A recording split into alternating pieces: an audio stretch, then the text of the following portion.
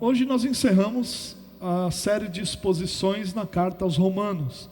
Nós passamos por toda a carta aos Romanos, versículo por versículo, ao longo do último ano talvez, né? Um pouco menos que isso, mas os últimos meses nós dedicamos a expor a carta aos Romanos. Hoje nós chegamos ao final dessa exposição, ao final dessa carta, e permitindo o Senhor, no próximo mês nós vamos iniciar duas novas séries. Pela manhã nós vamos iniciar a exposição da carta do apóstolo Paulo aos Filipenses, e à noite nós vamos iniciar a exposição dos 11 primeiros capítulos do livro de Gênesis. Então a gente vai tratar ali de todo o princípio e todo o começo no livro de Gênesis. Então, pela primeira vez nós vamos ter duas séries diferentes. Nós temos feito a mesma série de manhã e à noite, mas como a gente já tem o nosso culto da manhã há algum tempo, e os dois públicos já estão mais ou menos organizados, né? Agora a gente entendeu que será melhor termos uma série pela manhã e uma série à noite, para que aquelas pessoas que frequentam somente um horário possam ter aí uma continuidade desses textos bíblicos, e não fiquem como tem acontecido hoje, que a pessoa vem de manhã e aí à noite a gente tem outra exposição, no domingo seguinte ela já perdeu alguma coisa, e a gente possa então ajudar todo mundo aí a ter uma edificação maior na palavra de Deus. Bom, como eu disse, hoje nós encerramos a carta do apóstolo Paulo, e vamos ler os textos de Romanos 16, versículos 17 a 27, são os versículos que encerram a carta do apóstolo Paulo aos Romanos. O texto vai ser projetado nas telas. Se você preferir usar a sua Bíblia ou seu celular, também fique à vontade. Só lembrando os irmãos que, por conta do fato de que nós temos recebido todos os meses os pastores da primeira igreja de Santos, né, o pastor Avelar e o pastor Leandro, nós todos decidimos usar a mesma versão das Escrituras. Os irmãos sabem que a minha versão predileta é a NVI, né, que eu já uso essa versão desde o lançamento dela em 2001, mas para o bem da exposição bíblica, né, esse ano todos nós estamos usando a NAA, Nova Almeida Atualizada. Se você não tem essa versão, existe um aplicativo na loja de aplicativos, você coloca lá Bíblia NAA e você vai poder baixar essa versão, caso queira, né? Bom, mas vamos lá, vamos ler o texto. Diz assim: recomendo-lhes, irmãos, que tomem cuidado com aqueles que causam divisões e colocam obstáculos ao ensino que vocês têm recebido. Afastem-se deles, pois essas pessoas não estão servindo a Cristo, nosso Senhor, mas a seus próprios apetites. Mediante palavras suaves e bajulação, enganam os corações dos ingênuos. Todos têm ouvido falar da obediência de vocês, por isso estou muito alegre, mas quero que sejam sábios em relação ao que é bom, e sem malícia em relação ao que é mal. Em breve, o Deus da paz esmagará Satanás debaixo dos pés de vocês. A graça de nosso Senhor Jesus seja com vocês. Timóteo, meu cooperador, envia-lhes saudações, bem como Lúcio, Jason e Sosípatro, meus parentes. Eu, Tércio, que redigi esta carta, saúdo vocês no Senhor. Gaio, cuja hospitalidade eu e toda a igreja desfrutamos, envia-lhes saudações. Erasto, administrador da cidade, e nosso irmão Quarto enviam-lhes saudações. Que a graça de nosso Senhor Jesus Cristo seja com vocês todos. Amém. Ora, aquele que tem poder para confirmá-los pelo meu evangelho e pela proclamação de Jesus Cristo, de acordo com a revelação do mistério oculto nos tempos passados, mas agora revelado e dado a conhecer pelas escrituras proféticas por ordem do Deus eterno, para que todas as nações venham a crer nele e a obedecer-lhe, ao único Deus sábio, seja dada a glória para todo sempre, por meio de Jesus Cristo. Amém. Bom, eu chamei essa mensagem, intitulei essa mensagem de Amém, exatamente porque essa foi a grande dificuldade de Paulo. A primeira coisa que a gente nota nesse texto que nós lemos é que Paulo teve dificuldades para encerrar essa carta. Se você prestar atenção, você vai ver que no início do capítulo 16, Paulo começa a fazer saudações pessoais, a lidar com pessoas que ele conhecia pessoalmente, que provavelmente estavam em Roma, para quem ele está enviando saudações. Então, só lembrando do contexto, Paulo nunca tinha ido a Roma, a igreja de Roma. Paulo não tinha plantado essa igreja, está enviando uma carta para apresentar a sua teologia, porque ele iria a Roma e queria transformar a igreja de Roma numa espécie de base missionária para as outras regiões, principalmente da Europa, em especial a Espanha, que ele menciona aqui no texto, que ele pudesse ir para esses lugares e que a igreja de Roma fosse então uma base missionária para Paulo. Por isso ele está escrevendo a carta, para se apresentar, porque depois iria para lá, e de lá ele gostaria de ir para a Espanha, e contaria com a igreja de Roma para enviá-lo como missionário à Espanha. Bom, e aí Paulo começa a fazer uma série de saudações pessoais, e aqui, como nós lemos, depois dessa série de saudações pessoais, ele continua a sua carta. Depois ele menciona outras pessoas de novo, e aí, novamente, ele faz uma doxologia, ele faz um encerramento, uma adoração final nesse texto. Então a gente percebe claramente que Paulo teve dificuldades de terminar essa carta, não pela questão de que ele foi lembrando de novos assuntos, mas por uma questão emocional, né? Uma questão de que essa carta, que se tornou então a principal de todas as cartas do apóstolo Paulo em termos de teologia, acaba sendo, no seu final, tendo essa finalização como difícil para o coração do apóstolo Paulo. Isso a gente percebe que então, como Paulo trouxe de forma pessoal toda aquela teologia que ele ensina. Então eu queria mais uma vez olhar com você para essa carta, para que a gente pudesse aprender algumas lições aí que Paulo nos ensina. O texto começa, como nós lemos, dizendo: recomendo-lhes, irmãos, que tomem cuidado com aqueles que causam divisões e colocam obstáculos ao ensino que vocês têm recebido. Afastem-se deles. Bom, primeira recomendação do apóstolo Paulo aqui é que o seu povo, os seus irmãos e o povo de Deus tenha discernimento, possa compreender, possa ter cuidado com aqueles que causam divisões e que colocam obstáculos ao ensino do Evangelho, ao ensino que vocês têm recebido.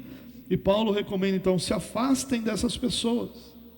Aqui, irmãos, a gente precisa entender uma questão importante, porque quando a gente fala de divisão, esse é um assunto, o que é divisão, é difícil de nós colocarmos ali de forma muito clara. Porque algumas pessoas entendem que todas as vezes que se eu discordar de você, e você publicamente apresentar sua opinião, e nós termos uma espécie de embate teológico, isso é uma divisão. Outros vão entender que divisão é somente quando nós então deixamos de andar juntos, então nós dividimos ali o reino de Deus e tal. E nenhuma dessas coisas que eu mencionei é o que Paulo está dizendo aqui. Na verdade, é interessante porque Calvino, comentando esse texto, ele diz: olha, não é uma divisão simplesmente de diferenças teológicas, não é uma divisão simplesmente porque não andam juntos ou não concordam. O que Paulo está falando aqui de pessoas que causam divisões, são pessoas que dividem a compreensão, que dividem o ensino, que causam divisões no sentido da igreja não conseguir pensar de maneira uniforme. São aquelas pessoas que vão plantando discórdia uns com os outros, e com isso o ensino que a igreja tem recebido não é absorvido pela igreja da forma como deveria. Ou seja, Paulo está falando aqui de pessoas cuja teologia é diferente daquela que o apóstolo Paulo está ensinando, e que fazem questão de, no meio onde estão, ficar fomentando essa discórdia teológica. Não está falando de um grupo que crê de uma forma, outro grupo que crê de outra, e os dois defendem sua ideia. Não, ele está falando de dentro da mesma igreja, dentro do mesmo grupo, no caso aqui a igreja de Roma, que havia recebido um evangelho reafirmado aqui por Paulo. Lembrando, Paulo não plantou essa igreja, outras pessoas plantaram, e o que Paulo está fazendo aqui é consolidar a teologia. E ele está falando de pessoas que vêm e então dizem: olha, essa teologia não é bem assim, eu não concordo com isso, eu tenho um pensamento diferente, e ficam fomentando aquilo, fazendo com que os irmãos então pensem o seguinte: é possível que existam duas verdades, é possível que existam dois evangelhos, é possível que existam duas maneiras de enxergar a teologia da salvação, que é o que Paulo apresenta aqui basicamente, de formas diferentes. Não é isso que Paulo está dizendo no sentido de que, olha, existe essas duas possibilidades. Paulo está dizendo, não, aqueles que causam divisões ao ensino que vocês têm recebido, é por isso que ele fala aqui, colocam obstáculos ao ensino que vocês têm recebido, impedem com que vocês recebam aquele ensino, abracem aquele ensino e vivam de acordo com isso. É dessas pessoas que Paulo está dizendo que nós devemos nos afastar. Paulo também não está dizendo aqui que o ensino que ele está apresentando deve ser recebido cegamente, sem reflexão, sem exame. Não é isso, ao contrário. Paulo, num outro momento, ele chega a dizer que os cristãos de Bereia eram mais nobres que os cristãos de Tessalônica. Por quê? Porque eles ouviam o que Paulo tinha para dizer e iam para as escrituras para checar, para examinar se o que Paulo estava dizendo de fato era o que as escrituras diziam. Então não há nenhum problema, ao contrário, há uma recomendação, uma exortação, um encorajamento para que nós ouçamos, e ao ouvir nós possamos então examinar de acordo com as escrituras, para que nós tenhamos a comprovação de que o que nós estamos ouvindo é realmente bíblico. Quando alguma pessoa chega para você e diz assim: olha, eu estou dizendo isso não está na Bíblia, mas Deus me revelou, o que você deve fazer com essa pessoa é rejeitar esse ensino todo, porque a única forma de você ter segurança de que aquilo que você está ouvindo vem de Deus, é se aquilo que você está ouvindo está em acordo com as escrituras. Se não está nas escrituras, não tem como você de forma nenhuma ter essa segurança, e você vai depender da pessoa que está dizendo isso. Nós não dependemos de homens. Deus nos deu as escrituras para que nós dependêssemos dela. A verdade, a teologia, o ensino que nós recebemos não são dependentes de capacidade ou compreensão humana, são dependentes da revelação que o próprio Deus dá de si mesmo nas escrituras. Então o que Paulo está dizendo é: tome cuidado com essas pessoas que rejeitam o ensino porque eles entendem de outra forma, e ao rejeitar o ensino, eles fomentam essa divisão dentro do povo de Deus. E aqui então, irmãos, nós temos a primeira aplicação, a primeira lição prática para as nossas vidas, ou a primeira questão que nós precisamos pensar sobre isso que eu acabei de dizer. E a aplicação é essa: nem tudo é evangelho. Sabe, irmãos, às vezes você vai ouvir pessoas dizendo assim, eles falam alguma coisa que você discorda, ou você fala, melhor ainda, você fala alguma coisa e essas pessoas pensam diferentes. E aí eles, para não arrumarem confusão, para não discutirem, a pessoa diz assim para você: não, eu penso diferente, mas o importante é crer em Deus. E aí a gente se satisfaz com aquilo, porque não teve confusão, ninguém foi confrontado no seu ensino, está tudo bem. E quando a gente diz isso, irmãos, a gente está dizendo que sim, é possível que o que você crê e o que eu creio, que são antagonicamente diferentes, sejam a mesma coisa. E não é. Nem tudo que nós ouvimos debaixo do título de evangelho é evangelho. Nem tudo que é ensinado nas igrejas ditas evangélicas é evangelho.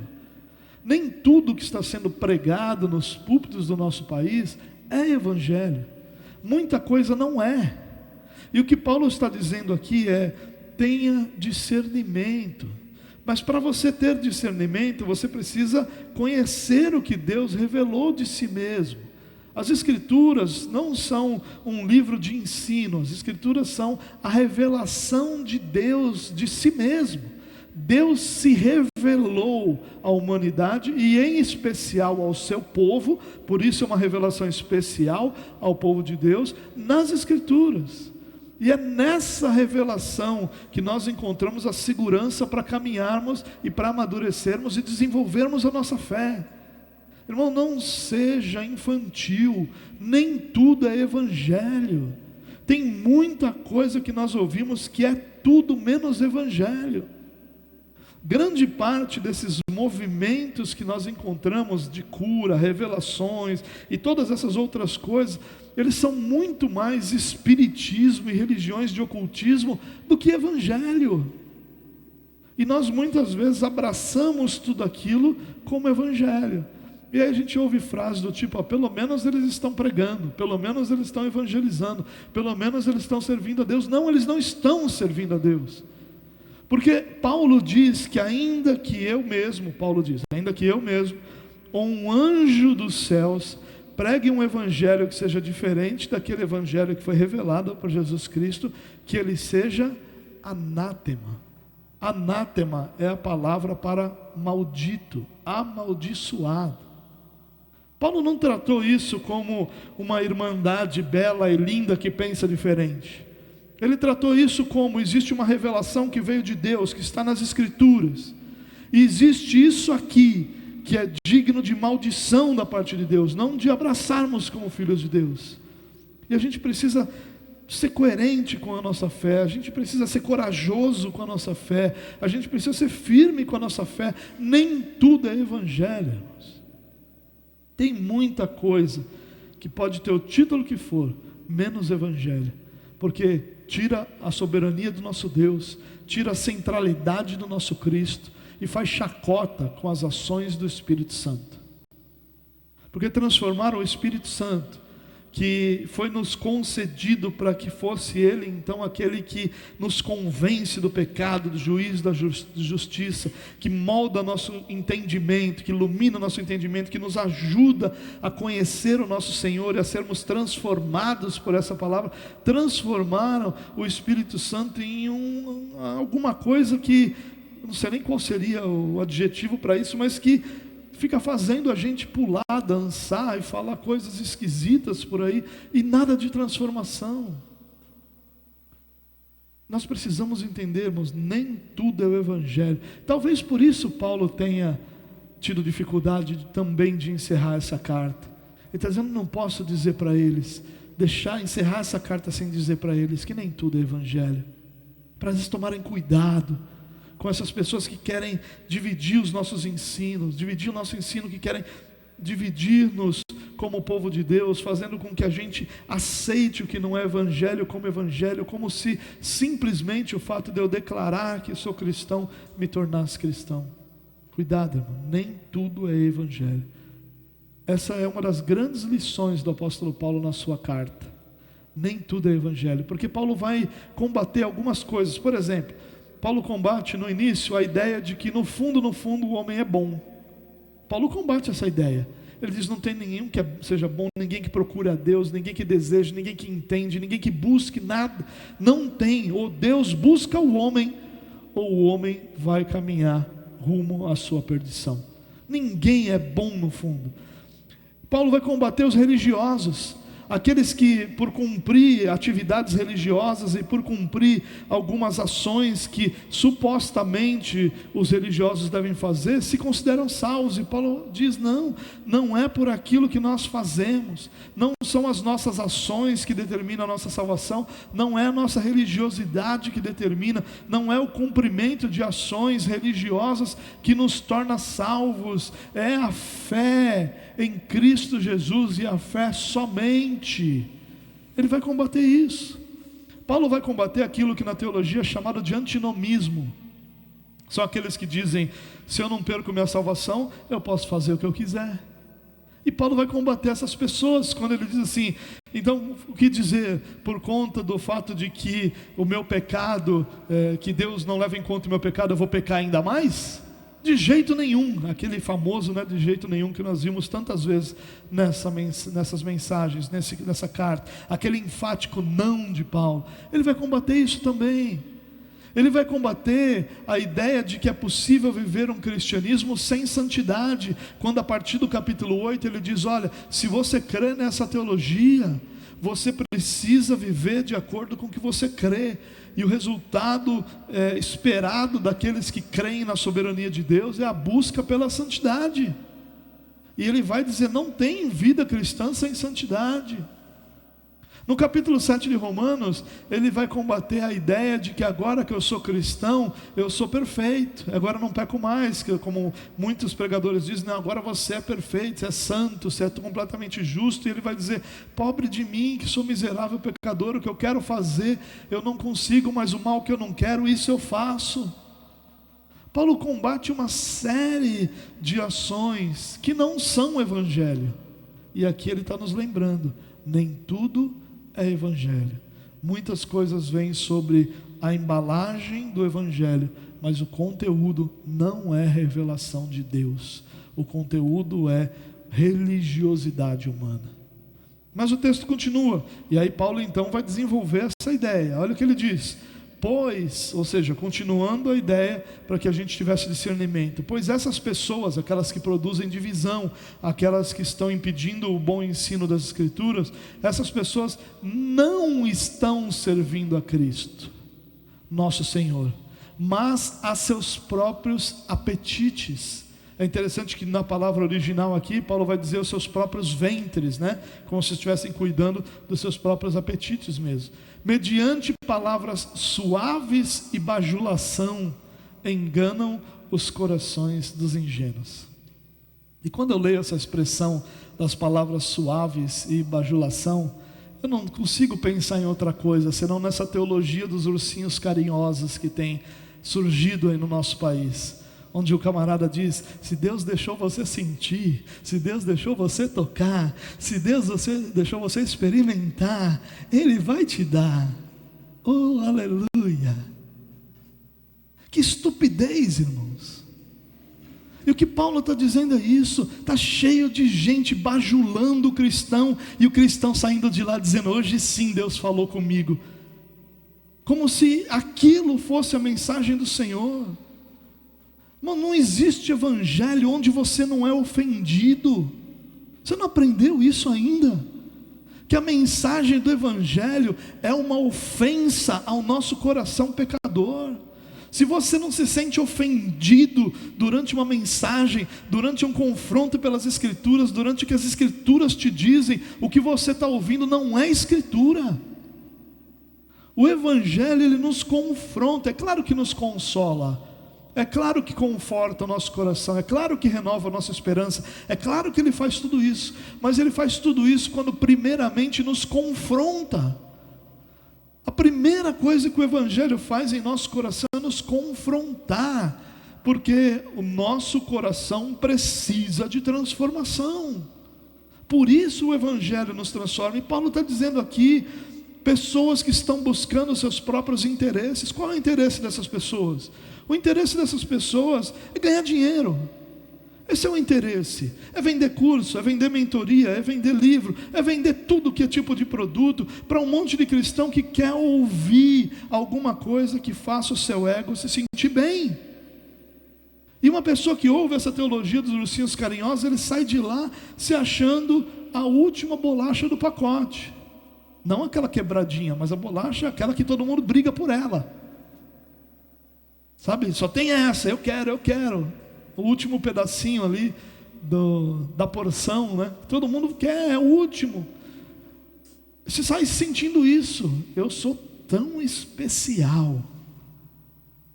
Irmãos, é claro que o Evangelho, ele vai nos ensinar que nós fomos amados, profundamente amados. Fomos não, somos profundamente amados. É claro que o Evangelho vai apresentar um sacrifício incompreensível, totalmente incompreensível para nós, realizado por Cristo, para que nós fôssemos salvos. Cristo se entregou, Cristo foi o sacrifício substitutivo. O castigo que nos trouxe a paz estava sobre Ele. É claro que tudo isso demonstra que Deus nos amou profundamente. Mas, irmão, Ele não nos amou porque nós somos aquelas pessoas que irresistíveis. Ele nos amou porque nele reside o amor por sua criação. Ele nos amou porque Ele decidiu, estabeleceu antes da fundação do mundo que seríamos seus filhos, e por isso Ele nos amou. Ele não nos amou por nada que há em nós. Ele não nos amou porque nós somos especiais, porque nós somos belos, porque nós somos grandiosos. Não, Ele nos amou porque Ele é amor, por razões que estão fora de nós e que estão somente e totalmente em Cristo. Não ame a teologia dos ursinhos carinhosos, porque ela não te faz bem. Ela te faz achar que está tudo bem e não está. A nossa vida é uma vida de constante batalha espiritual, onde nós lutamos contra a nossa própria carne, onde nós lutamos contra o mundo, onde nós lutamos contra Satanás, onde todos esses elementos lutam contra a nossa santidade. O propósito, o compromisso de Deus com você é te tornar semelhante a Jesus. Não é afagar seu ego, não é te trazer felicidade, não é te trazer tranquilidade. O compromisso de Deus com você é te transformar à imagem do nosso Salvador Jesus Cristo.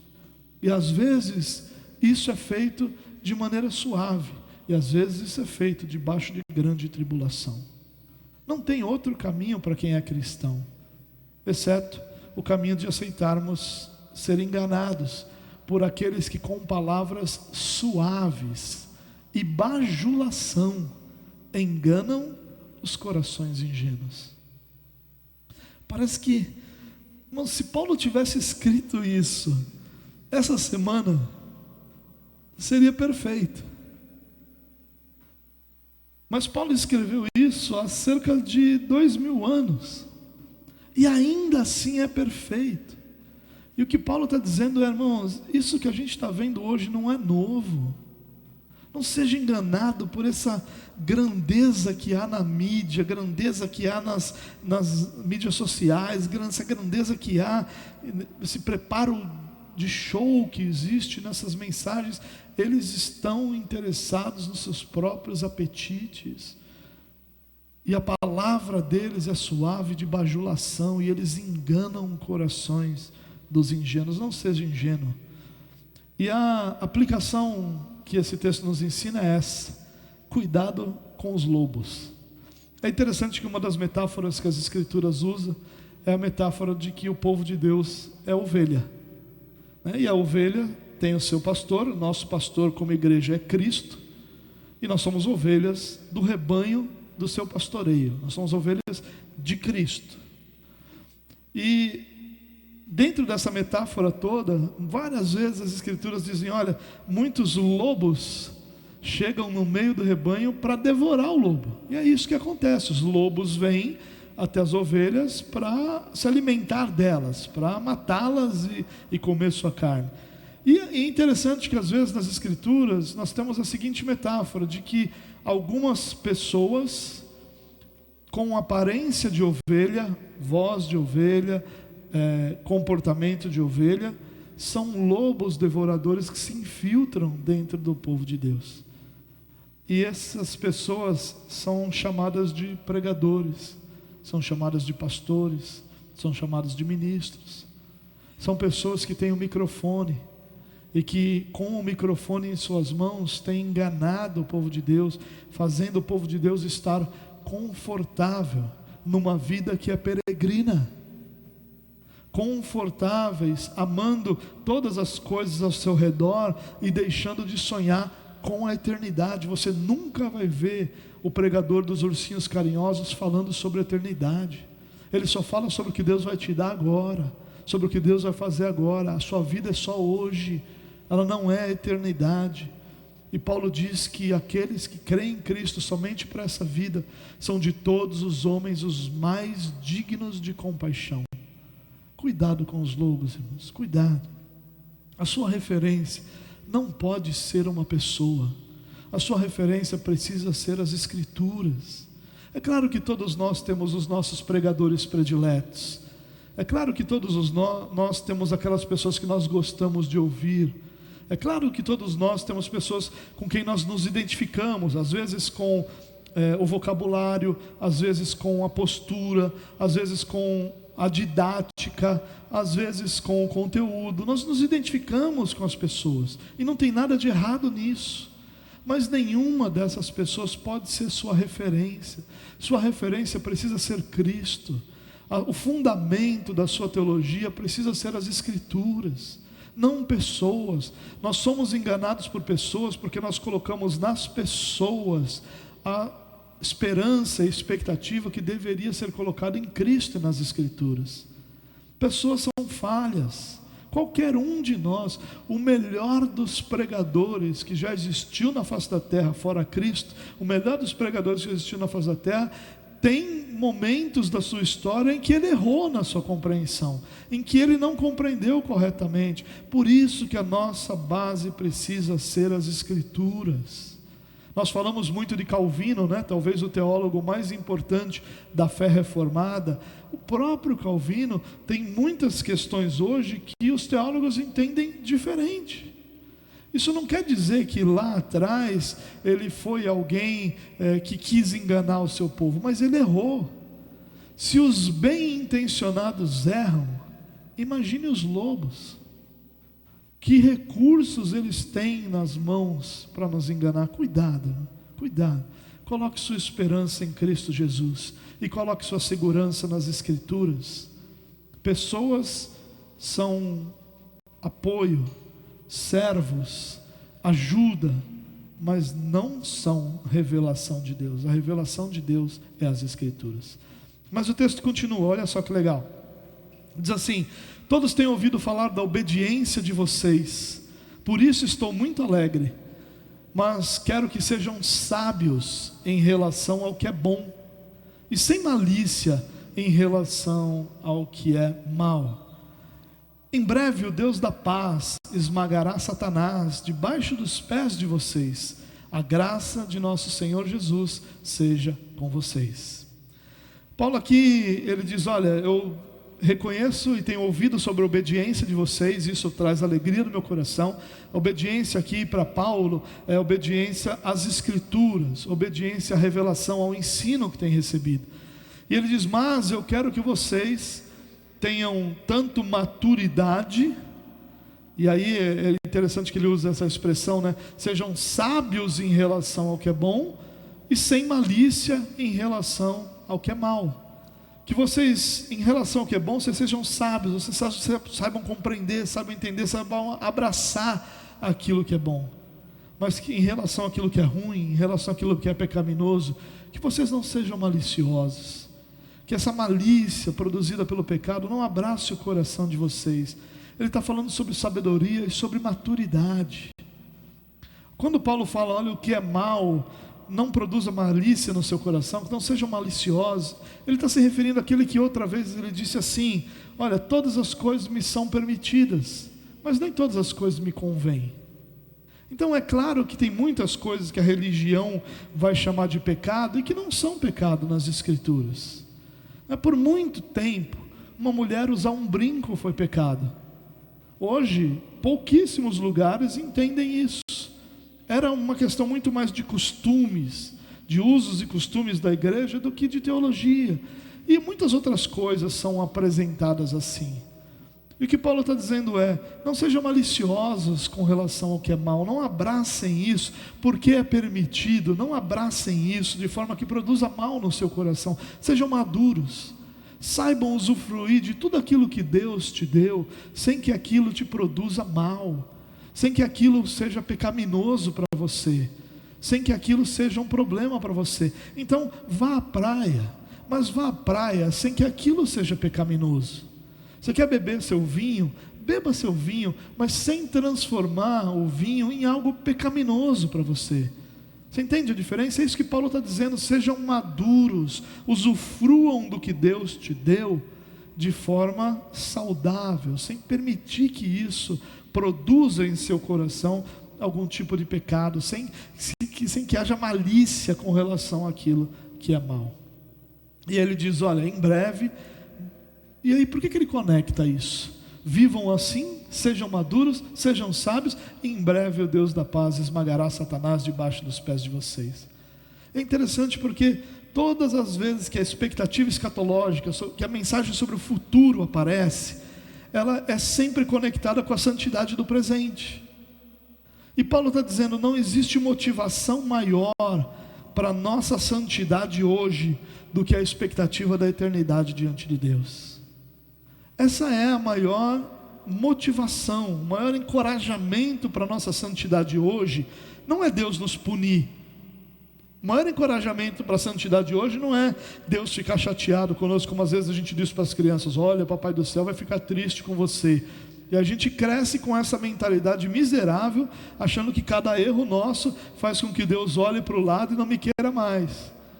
E aí a gente espera o tempo passar, né? Vai que ele esquece, né? E aí a gente continua a vida como se nada tivesse acontecido. E não é essa a ideia de Paulo aqui. A ideia de Paulo é, olha, viva hoje de forma santa, porque falta pouco para Deus estabelecer como Ele planejou todas as coisas. Porque falta pouco para nós nos reunirmos com Ele. Falta pouco para que aquilo que é chamado de eternidade se concretize diante dos nossos olhos. Falta pouco para que Deus seja glorificado em todas as coisas, estabeleça seu reino eterno, esteja diante do seu povo por toda a eternidade. Falta pouco para que o pecado seja vencido totalmente, plenamente. E aqui essa ideia, de em breve o Deus da paz esmagará Satanás debaixo dos pés de vocês. Olha só, não é debaixo dos pés de Cristo, é dos pés daqueles que são co-herdeiros com Cristo, daqueles que reinarão com Cristo. É debaixo dos pés de cada um dos cristãos que Deus vai esmagar Satanás. E essa ideia de esmagar Satanás aqui não é literalmente, sabe, não é ideia. Eu já fui uma vez na igreja que o pastor mandou a gente bater o pé como se estivesse esmagando a cabeça de Satanás, né? Não é isso que a gente está dizendo, que Paulo está dizendo. O que Paulo está dizendo aqui é, em breve Deus vai eliminar o pecado da nossa vida, porque esse é o alimento de Satanás, essa é a ferramenta de Satanás, é o nosso pecado. É disso que ele se alimenta, é isso que ele utiliza para produzir mal no coração dos seus filhos. Ele vai esmagar Satanás debaixo dos nossos pés quando ele nos glorificar, quando ele retirar da presença de cada um de nós o pecado, para que nós possamos ser plenamente santos. Falta pouco. Por isso, se esforce hoje, viva de forma santa para honrar a Deus que está conduzindo todas as coisas para a sua santidade.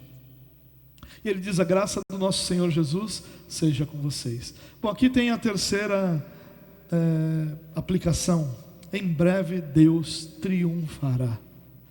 Irmãos, a gente ouve tantas coisas todos os dias sobre como é que será o futuro, por que as coisas estão demorando, por que Jesus está demorando, e aí vira chacota. Não é de hoje. Pedro fala disso lá na época em que ele escreveu sua carta, sobre a chacota que faziam da volta, da demora de Jesus.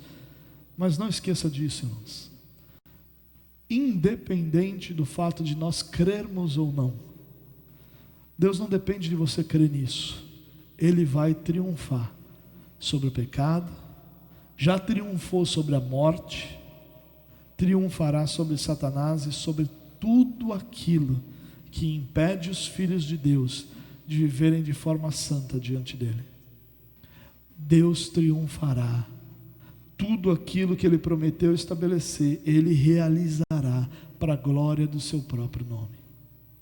Não seja enganado pelos teus olhos, não seja enganado pelo teu sentimento, não seja enganado pela sua percepção limitada. Olhe para o lado, me diga o que está do lado de lá, o que você vê do lado de lá da parede, me diga o que você vê do lado de lá da parede. Você não consegue ver o que está ao lado da parede. Quanto mais você consegue ver a grandeza daquilo que Deus está fazendo. Não permita que a sua sensação, a minha sensação é que o mundo só vai piorar e que isso aqui não vai ter fim nunca. O que eu acho é que Jesus já esqueceu. Hoje de manhã eu escutei no rádio, né? Eu ainda escuto rádio. Não sei se você conhece o que é isso, mas ele falou assim: olha, a humanidade deu errada, né? Sim, a humanidade deu errado lá no Éden. A humanidade como ela deveria ser, como deveria se comportar, como deveria caminhar diante de Deus, deu completamente errado. E Cristo Jesus é a resposta para esse pecado da humanidade. Mas não vai ficar errado para sempre, irmãos. Em breve Deus triunfará. Não deixa isso sair do seu coração. Os nossos irmãos do passado viviam debaixo dessa esperança: Cristo virá, Cristo está voltando, Cristo vem. Vem para o seu povo, vem para a sua igreja, vem para colocar todas as coisas no seu devido lugar. O texto continua, na dificuldade de Paulo encerrar, ele começa a falar de novo de pessoas. E aí ele diz quem está com ele lá e quem está mandando saudações. Timóteo, nós conhecemos, um dos discípulos de Paulo, autor de algumas cartas, aliás, destinatário de algumas cartas do apóstolo Paulo, envia saudações, bem como Lúcio, Jason e Sosípatro, meus parentes. Essa palavra parente aqui não deixa claro se eles eram parentes de sangue ou parentes judeus, né? As duas questões cabem na mesma palavra. Poderiam ser meus compatriotas ou meus parentes mesmo de sangue, né? Então qualquer uma das duas encaixaria, mas são ali para Paulo pessoas próximas. E aí o Tércio, que é o amanuense, é o camarada que escreveu a carta para Paulo. Paulo dita a carta para esse homem chamado Tércio, também saúda a igreja de Roma. E aí então a gente fica conhecendo que Tércio é o camarada que redigiu a carta debaixo da orientação e do ditado do apóstolo Paulo. Por quê? Nós não sabemos. Primeiro, que era comum que professores daquela época ditassem suas cartas. Era bastante comum, talvez uma questão didática, de pensar e falando ao invés de escrever. Talvez por causa da própria questão da possível problema de visão que Paulo tinha, né, e que fez uma carta tão grande dessa precisar ser escrita por outra pessoa. Mas de qualquer forma, esse homem, Tércio, nosso irmão aí, nos saúda, né, saúda a igreja de Roma também. E ele fala de Gaio, cuja hospitalidade eu e toda a igreja desfrutamos, envia-lhe saudações. Erasto, administrador da cidade, muito mais aqui para tesoureiro, né? E nosso irmão Quarto enviam-lhe saudações. Ele está falando ali do grupo que está próximo dele, do grupo que está junto com ele. E por fim ele diz que a graça de nosso Senhor Jesus Cristo seja com vocês todos. Amém. É a terceira vez, o último versículo do capítulo 15 e 2 versículos do verso 16 tem a mesma composição: que a graça do nosso Senhor Jesus Cristo seja com todos vocês. É a bênção final. E Paulo dá a bênção e depois ele continua com alguns conselhos e dá a bênção de novo, e continua com alguns conselhos e dá a bênção de novo. Aqui uma demonstração de como era difícil, mas também um ensino para nós, um ensino para que a gente lembre disso, irmãos. Quando Paulo quer abençoar, o abençoar de Paulo é que a graça de Cristo esteja sobre vocês. Não é que os meus ensinos atinjam seu coração, que sua força te leve adiante, que sua capacidade te conduza para onde você quer. Não, é que a graça seja sobre a sua vida. A graça de Deus é o que realmente nos sustenta. O que nos sustenta não é nenhuma outra coisa senão o próprio Deus derramando graça sobre nossas vidas. Às vezes a gente fala da graça de Deus, parece que é uma coisa à parte de Deus. Não é. A graça é uma manifestação de amor de Deus sobre nossa vida. É a graça de Deus. É a graça que nos sustenta. Paulo está lembrando aqui para os romanos: olha, toda essa teologia é importante, porque essa teologia vai moldar sua mente, vai moldar sua adoração, vai moldar sua comunhão com seus irmãos. Tudo que você faz, pensa e vive é moldado pela sua teologia. Mesmo que você nem tenha ela clara na sua mente, você a tem no seu coração, você a tem na sua compreensão. E ela molda tudo que nós somos, fazemos, sentimos, pensamos. Tudo é moldado por nossa teologia, por aquilo que nós cremos. E é importantíssima. Mas Paulo está dizendo, olha, por mais importante que ela seja, não esqueça que é pela graça que nós somos sustentados. Não é pela teologia perfeita, como se eu pudesse bater no peito e dizer, olha, eu entendo perfeitamente a carta aos Romanos. Nós estudamos uma das cartas mais profundas, maravilhosas que Paulo escreveu. Essa carta ela é amada ao longo de toda a história como o evangelho do apóstolo Paulo, a sistematização da teologia da salvação de uma forma perfeita. Teólogos têm se debruçado sobre essa carta anos e anos e anos. Algumas pessoas dedicaram sua vida inteira a estudar a carta do apóstolo Paulo aos Romanos, e é claro que tem muita coisa boa aqui, mas não é isso que nos sustenta. Paulo vai nos ensinar como nós nos relacionarmos bem, como vivermos em comunidade, como sermos igreja, e tudo isso é maravilhoso, mas não é isso que nos sustenta. O que nos sustenta é a graça do nosso Deus. É a graça de Deus que nos mantém em pé. É o fato de Deus continuar nos amando no nosso pecado. É o fato de Deus continuar moldando nossa vida, mesmo quando o nosso coração é desobediente, ou muitas vezes é um coração obstinado. Mesmo quando a nossa compreensão é incorreta, Deus decide continuar nos amando e continuar moldando a nossa vida. Mesmo quando o nosso coração se inclina para aquilo que não é Deus, Deus continua moldando a nossa vida, nos ensinando e nos direcionando para onde Ele quer que nós estejamos. É a graça, não somos nós.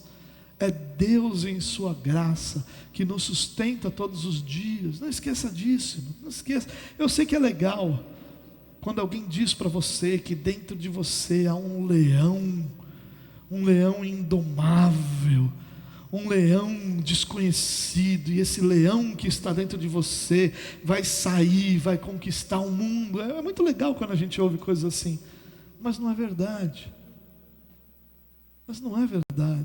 A verdade é que dentro de você, dentro do meu coração, há um pobre e miserável pecador, completamente dependente da graça de Deus, e que precisa ser convencido todos os dias que só está em pé porque a graça do nosso Deus tem me sustentado. Eu preciso ser convencido disso todos os dias. E talvez aquilo que a gente enxergue como dificuldade de Paulo em terminar a carta, e por isso ele dá a bênção 3 vezes e depois ele retoma, para Paulo talvez seja só uma lembrança disso. Que a graça esteja com você, que o Deus da paz esteja com você, que a graça alcance você, que você lembre que é a graça de Deus que te sustenta. Por fim, Paulo retoma a carta de novo. E aí ele faz uma doxologia. A doxologia, ela é uma espécie de cântico de adoração, de louvor. É um parêntese na carta onde há uma adoração ali voltada a Deus. E Paulo tem lindas e belas doxologias ao longo das suas cartas. Normalmente essas doxologias estão no final da carta, mas Paulo faz diversas ao longo das cartas e em várias das suas cartas. Mas aqui ele faz uma doxologia que realmente encerra a carta aos Romanos. E ele diz: ao Deus que é poderoso para confirmar vocês, segundo o meu evangelho e a pregação de Jesus Cristo, conforme a revelação do mistério guardado em silêncio dentro dos tempos eternos. O que é esse mistério?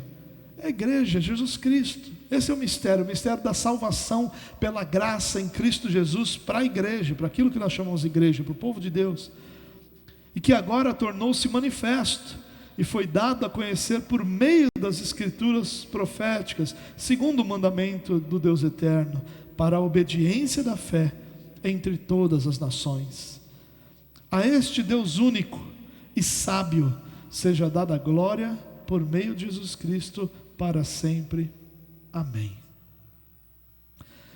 Paulo aqui faz uma exaltação a Deus, nos lembrando que Ele sempre planejou nos salvar e que Ele fez isso.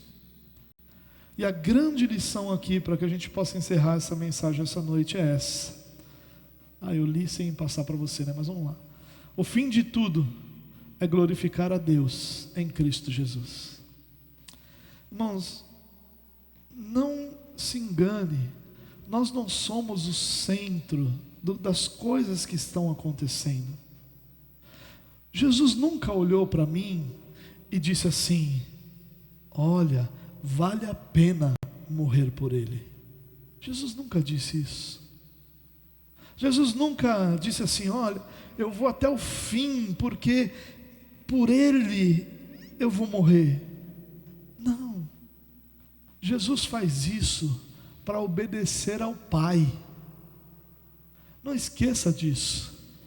Filipenses capítulo 2 diz que ele obedece, e obedece até a morte, que ele se esvazia de sua glória, que vive como um homem e em plena obediência ao Pai, e essa obediência o conduz à morte, e essa obediência o faz ser exaltado pelo Pai.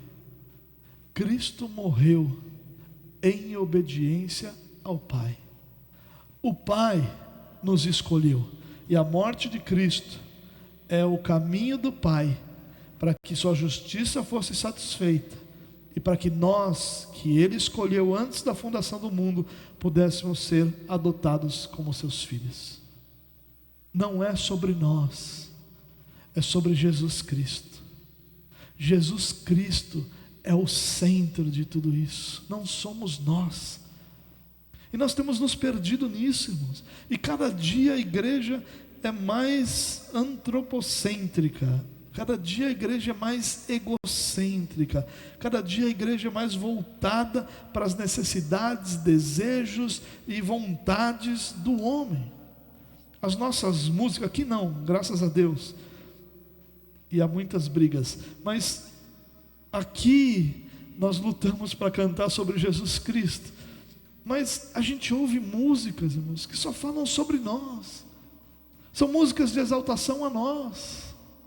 São músicas que falam que você vai prosperar, e as pessoas que não te ajudaram, como, em parênteses, como se tivesse alguma obrigação, vão te ver. Ou seja, é uma música que fala que pessoas serão humilhadas pela sua vitória.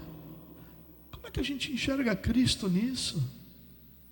Como é que você pode enxergar Cristo no irmão do seu lado? Está sendo humilhado porque ele não fez o que você acha que ele sabia que devia fazer, ou que ele acha que ele deveria fazer, ou que ele soubesse que deveria fazer, e não fez. Nós temos mensagens, irmãos, cujo único objetivo é afagar o nosso ego e dizer assim para nós: você está indo bem, meu filho, fica tranquilo que está tudo bem. Se o Enem do céu fosse hoje, 100% de bolsa. Não, é Cristo, irmãos. O fim de tudo isso é que Deus será glorificado. O fim de tudo isso é que um dia todo mundo se voltará a Deus e reconhecerá sua justiça, sua santidade, seu poder, sua grandeza, e reconhecerá isso por causa de Cristo Jesus, o nosso Senhor. Porque verão que Cristo Jesus em sua vida satisfez a justiça do Pai, em sua morte obedece plenamente à vontade do Pai, e em sua ressurreição vence o último inimigo, que é a morte, que já não tem mais poder sobre os filhos de Deus. E é por isso que a Bíblia diz que um dia todo joelho se dobrará e toda língua confessará que Jesus Cristo é o Senhor. E nesse dia Deus será plenamente glorificado naquilo que Ele planejou desde antes da fundação do mundo, e que Ele executa em Cristo Jesus e aplica pelo poder do seu Espírito Santo. No final de tudo isso, irmãos, não será o nosso sucesso, não será a nossa felicidade, não será a nossa vida medida para coisa alguma, mas a única medida para todas as coisas será Jesus Cristo, o nosso Senhor. Portanto, não permita que na sua vida outra coisa, ou outra realidade, ou outro alguém seja o centro. Porque não há vida cristã saudável sem que Cristo seja o centro dessa vida. Todas as outras coisas têm seu lugar, porque nós não vivemos como se o mundo não existisse, nós vivemos no mundo. Por isso que a oração de Cristo é que nós sejamos guardados do mal. Mas nós vivemos nesse mundo e temos as responsabilidades, demandas e uma série de coisas em nosso redor. Pessoas para amar, pessoas para cuidar, responsabilidades para cumprir, realidades que precisamos atender. Tudo isso tem seu lugar, mas Cristo é o centro da nossa vida, porque o fim de tudo é que Deus seja glorificado em Cristo Jesus. Aliás, para eu encerrar, a primeira pergunta do nosso catecismo, qual é? Qual é o fim principal do homem?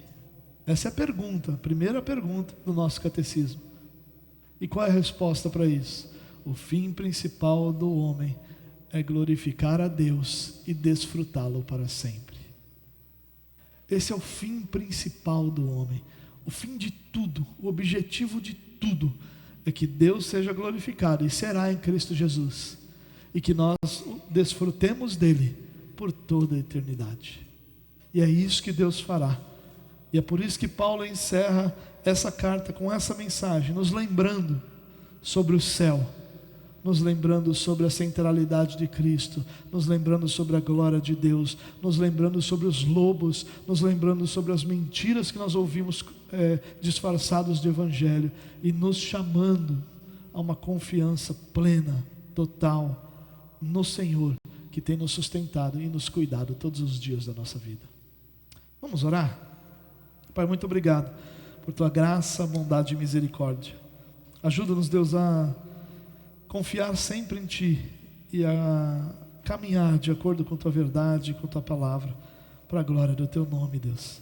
Senhor, que Teu amor, que a Tua graça, que a Tua misericórdia nunca se apartem dos Teus filhos, e que sobre cada um de nós haja plena confiança de que o Senhor que começou a boa obra em nós há de completá-la até o dia de Cristo Jesus.